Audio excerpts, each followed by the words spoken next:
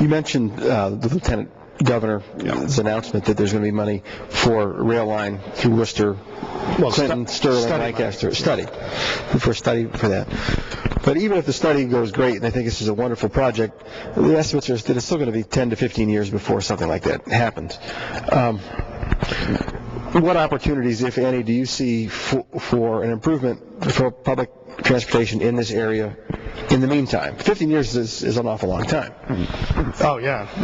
And I'd be surprised if it's 15 years. And that's the thing, is we celebrate, and I appreciate the Lieutenant Governor getting us that money, but we celebrate the $250,000, but it's $250,000 in study money. There are a lot of parts of the Commonwealth that get $250,000 for, curb enhancements every other week, or for other economic development projects or for downtown projects, and we're just not on those lists. We're just not getting that. I think we've got to deal with bus lines, got to increase regional transit authorities. We've got to, as the price of gas goes up, far less people are able to afford to fill the tank of gas. And it's not just a matter of going on vacation it's going to the grocery store, it's going to their job. We have a guy who volunteers in our office who is applying for jobs, looking for a new job, and he has to only apply along the very limited bus routes, or he has to walk a couple of miles. That's not the Commonwealth that I grew up in, and it's not the Commonwealth that I want my children to grow up in. And so I think that's critical. We have to be realistic. While looking toward the future, we have to be realistic about the limitations of the present and try to deal with it, to increase bus lines, and then general infrastructure improvements like bridges and roads, which are at an all-time low in terms of their status of construction. And along those lines, according to a news report about a statement that you made at your event last week, and I don't promise you were quoted correctly, but it's in the news. You said when it costs $4 plus for a gallon of gas, someone has to show up and do something about it. I assume that you were referring to yourself as the someone. Other than the things you're talking about, what can you do about it, or are those the sorts of things that you were referring to? I think there's a lot you can do about reducing the burden on people's lives, which is what I was speaking about in that. When there's issues like $4 gallon of gas, you've got to look at other ways that you as a government can alleviate some of the strain and stress on people's lives. And we're not going to have the Lancaster Accords to reduce the cost of gasoline. We're not going to be able to do that. But there are ways as a government that you can put together solutions to reduce your property tax burden, all the things we've talked about already. But you can go at the issue of gasoline by dealing with mass transit and other issues like that. But what I was referring to there was we have an obligation when we're at critical points like that, and there's not a lot that mom and pop can do about it. It's critical that the government step in and try to find solutions not only to that problem, but to alleviate some of the stress and strain that exists around other issues that they have to deal with at their kitchen table. Okay, before we move on, are there any other questions from the audience?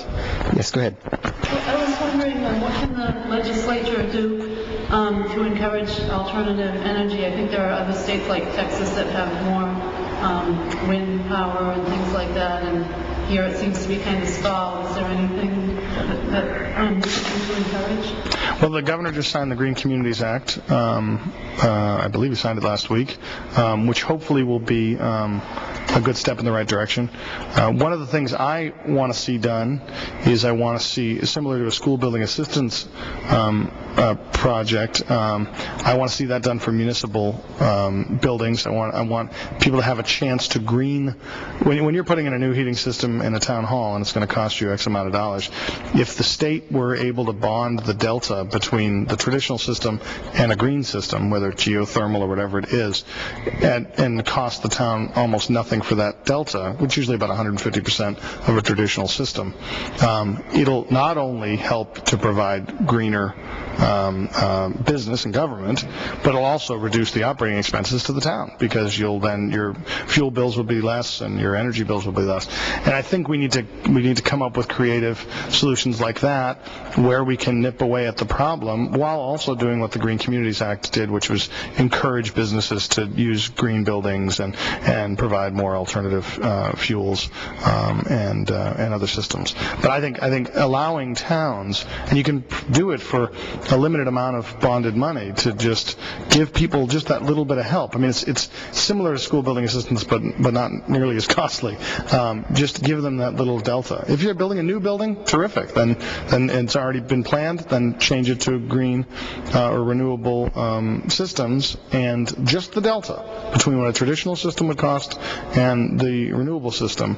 And if you give them that boost, more communities will go that way, because in the end, as they're planning their budgets, their electric bills, their gas bills, and all their other, and their oil bills will be significantly less years moving forward. And that is, I mean, the only way you're going to be able to reduce the cost of doing government is in those ways. And you're never really going to truly reduce it, but you're going to be able to nip away a little bit. Thank you. You're welcome. Thank you. Is there another question?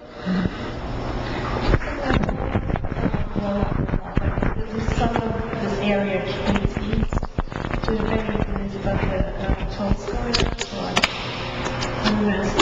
Excuse me. Well, I commuted east for a very long time, and it's very difficult.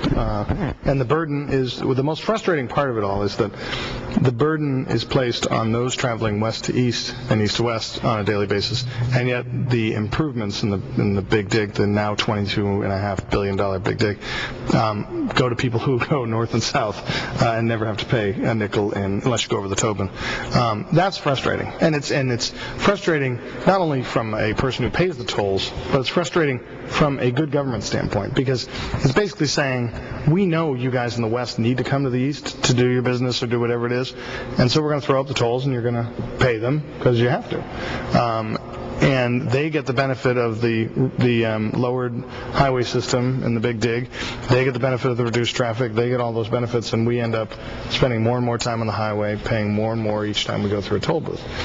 So it's frustrating, and something's got to give on Mass Highway and the Turnpike Authority. Now the Turnpike Authority is in serious financial trouble.